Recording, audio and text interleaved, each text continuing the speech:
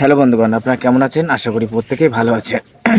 একটু আগে এই ভিডিওটা শ্যুট করছিলাম, গলার ভিতরে পোকা গেল, তারপরেই কিন্তু কাশি শুরু হয়ে গেল। ভিডিওটা পুরো ডিলিট করে দিতে হলো, এত বাজে হলো।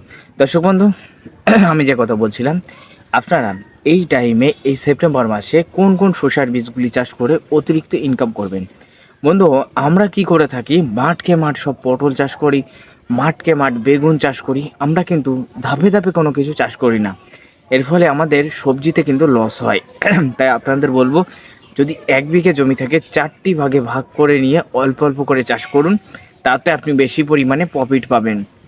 যদি এখনও পটলের ভালোই দাম রয়েছে, তবুও আমি বলছি যদি দাম না থাকতো তাহলে কিন্তু আপনাকে লস খেতে হতো। যেমন এবছর বেগুন যারা চাষ করেছিল পুরো লস, কিন্তু লস খেতে হয়েছে।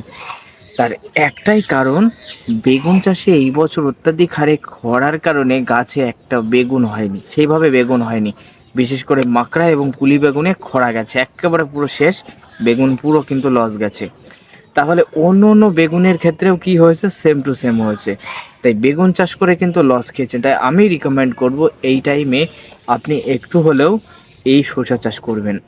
বিশেষ কয়েকটা টাইম রয়েছে, বিশেষ কয়েকটা সময় রয়েছে, যে সময়গুলিতে আপনি যদি শসা চাষ করেন অতিরিক্ত ইনকাম করতে পারবেন।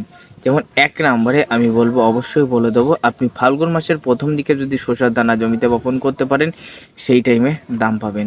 আপনি যদি আষাঢ় মাসে শসার দানা বপন করতে পারেন দাম পাবেন।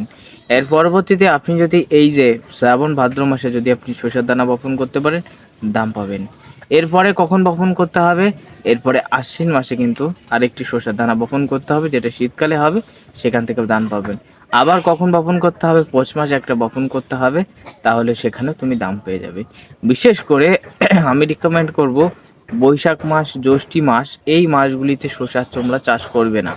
যদি চাষ করো তাহলে লস হবে। তার কারণ এই মাসগুলিতে মাঠকে মাঠ প্রচুর হারে কিন্তু শসা থাকে। এই প্রচুর হারে শসা থাকার কারণে শসার কিন্তু তখন মার্কেট ডাউন থাকে। কিন্তু এখন যদি বাজারে যাও বা মার্কেটে যাও তাহলে কিন্তু তোমরা শসা পাবেই না। তার কারণ শসা কিন্তু একেবারে মার্কেটে কিন্তু নেই বললেই চলে।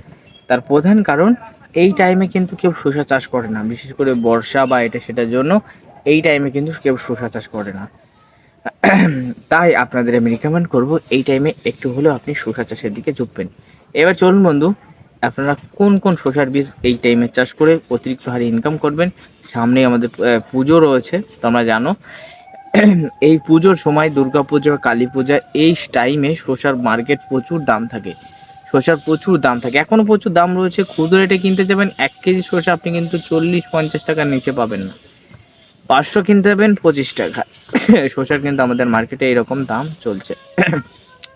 তাই চলো এখন কোন কোন শসার জাতগুলি চাষ করতে হবে জেনে আসি। 1 নম্বরে বর্তমানে কৃষক বন্ধু তারা বার করেছে নতুন ভ্যারাইটিজের বীজ, একটা 45, একটা হলো 35 ডেজ।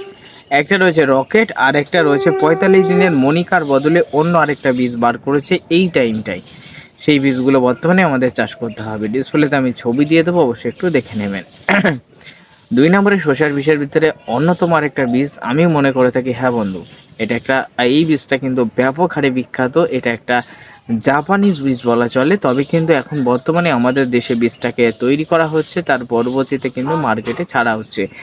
এর নাম হলো বন্ধু ইন্দ্র জাপান। হ্যাঁ বন্ধু, ইন্দ্র জাপান, এই বীজটা ব্যাপক হারে কিন্তু মার্কেটে চলছে, ব্যাপক দাম রয়েছে এবং এ থেকেও কিন্তু প্রচুর ইনকাম করা যাচ্ছে। ঠিক আছে, এ একেবারে গাছ বান বা মাচায় উঠছে, প্রচুর ডালপালা ছাড়ছে, বান এঁটে যাচ্ছে, তার পরবর্তী শসা আসছে।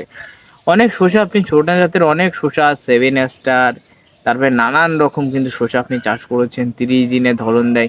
গাছে বানে উঠতে উঠতে, না উঠতে উঠতে গাছে শসা আসে, হলুদ হয়ে নষ্ট হয়ে যায়। আপনি সেই সমস্যা থেকে যাতে মুক্তি পান তার জন্য ভালো জাতগুলোর নাম আপনাকে আমি জানাচ্ছি। তো এইগুলো তোমরা কিন্তু চাষ করতে পারো।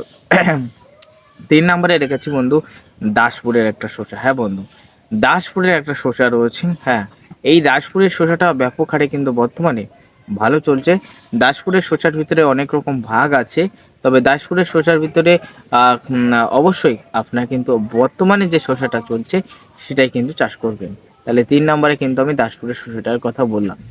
4 নম্বরে আমি চাষিদের বারে বারে রিকমেন্ড করে থাকি যে তোমরা 4 নম্বরে শসার বীজ হিসাবে ইউনিভার্সালটা চুজ করে নেবে। এবং বাংলাদেশের বন্ধুরা অবশ্যই ইউনিভার্সালের পরিবর্তে ময়না চাষ করবে। ময়নাই যে বেস্ট বীজ সিড বলে মনে করি, কিউকাম্বার সিড। বাংলাদেশের ক্ষেত্রে ময়না কিউকাম্বার সিড খুব ভালো, তবে 45 দিনে এটা চাষ করবেন, ভালো কিন্তু ফলন পেয়ে যাবেন। বাংলাদেশের কিন্তু ঢাকা থেকে সংগ্রহ করবেন, লোকাল মার্কেট থেকে নাও পেতে পারেন। বুঝতে পেরেছেন? এর পরবর্তী বন্ধু শসার বীজ হিসেবে আরেকটি অন্যতম বীজের নাম বলবো, সেটা হলো বন্ধু, তোমরা অনেকেই জানো, অনেকেই পরিচিত এই বীজের সাথে, সেটা হলো বন্ধু লোকনাথ সিড। হ্যাঁ বন্ধু, লোকনাথ সিডের যে সমস্ত বীজ বর্তমানে এরা বার করছে, খুব ভালো বীজ বার করছে। লোকনাথ সিডের বীজগুলো ভালো। এই শসা যদি আপনি চাষ করতে পারেন এই টাইমে, প্রচুর হারে এখান থেকে আপনি ইনকাম করতে পারবেন। তাই লোকনাথ সিডের এই বীজগুলো চাষ করে অতিরিক্ত ইনকাম করা যায়। ঠিক আছে, তাহলে বুঝতে পেরেছেন। এবং যারা আমার কিন্তু অন্য অন্য জেলার চাষি বন্ধুরা আছেন যে দাদা আমি এই বীজটা আমার এলাকায় পাচ্ছি না, বা এটা পাচ্ছি না, ওটা পাচ্ছি না, ওপরে দেওয়া ডিসপ্লে দেওয়া হোয়াটসঅ্যাপ নম্বরে কন্ট্যাক্ট করবেন, বীজ আপনার বাড়িতে পাঠিয়ে দেবো। গুগল পে, ফোনপে, পেটিএমে টাকা সেন্ড করলে বীজ কিন্তু পাঠিয়ে দেওয়ার চেষ্টা করব। তাহলে তোমরা এই টাইমে কোন কোন শসার বীজ যেগুলি চাষ করবে সেটা নিয়ে আজকের ভিডিওতে আলোচনা করলাম। ভিডিও ভালো লাগলে লাইক করবেন, চ্যানেলে নতুন সাবস্ক্রাইব করবেন এবং ভিডিওটা শেয়ার করে অন্য চাষি দেখার সুযোগ করে দেবেন। আর প্রত্যেকেই তোমরা জানো, এটা কিন্তু তোমরা কমেন্টের প্রশ্ন উত্তর চ্যানেল না, এটা কিন্তু ইব্রাহিম গার্ডেন 85 বীজ ঘর। এখানে কিন্তু বীজ নিয়ে আলোচনা করা হয়, তাই প্রত্যেকে সাবস্ক্রাইব করবেন, লাইক করে দেবেন। ভালো থাকুন প্রত্যেকে।